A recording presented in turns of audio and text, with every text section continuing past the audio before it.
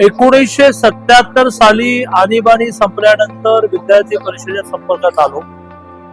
80 ला ग्रॅज्युएशन करून पूर्ण वेळ निघालो. 13 वर्ष पूर्ण वेळ होतो. सगळ्या जबाबदाऱ्या पार पडल्या, एक जिल्हा ते अखिल भारतीय. त्यानंतर संघाच्या कामात गेलो. त्यानंतर बीजेपीच्या कामात गेलो. बीजेपीच्या कामामध्ये अनेक खाती आली, पण गेले 3-4 वर्ष उच्च शिक्षण व तंत्र शिक्षणाचं खातं आहे. हा प्रवास हा प्रचंड अनुभव देणारा झाला. विद्यार्थी परिषदेत काम केल्यामुळे ह्या राजकीय क्षेत्रामध्ये प्रमुखाने शिक्षण मंत्री म्हणून मला अनेक गोष्टी माझ्या IAS ऑफिसरपेक्षा जास्त माहिती आहे. क्रमांक 1.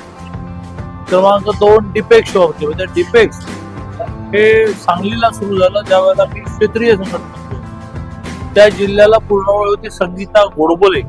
तिने कन्सेप्ट मांडली. पहिल्या वर्षी 8-10 मॉडेल आली, पण करता करता करता आता 35 वर्ष पूर्ण झाली आणि एक विराट रूप डिपेक्सने धारण केलेला आहे. त्याचा समाजाला प्रचंड उपयोग आहे. काळाच्या ओघामध्ये समाजातल्या गरजा लक्षात घेऊन काही नवीन शोध लागण्याची आवश्यकता आहे. डिपेक्स मध्ये येणारा पॉलिटिक्सचा विद्यार्थी त्या समाजातल्या गरजा लक्षात घेऊन काही मॉडेल्स तयार करतो आणि पुढे जाऊन ते मार्केटमध्ये लॉन्च होतं.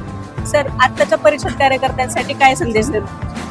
आताच्या परिषद कार्यकर्त्यांसाठी शैक्षणिक प्रश्नांची नीट जाण असली पाहिजे, त्याचं स्टॅटिस्टिक माहिती असलं पाहिजे, त्याची आर्ग्युमेंट नीट जमली पाहिजे. कारण शेवटी तुम्हाला जे विद्यार्थ्यांचे प्रश्न मांडायचे आहेत ते तुम्ही नीट प्रेझेंट करू शकला तर त्याला रिसिव्हिंग पण, त्याच्यावर चर्चा होते, त्याच्यावर सोल्युशन निघतात आणि त्यामुळे विद्यार्थी परिषदेच्या कार्यकर्त्यांनी विद्यार्थी समस्यांचा नीट अभ्यास केला पाहिजे. क्रमांक 1.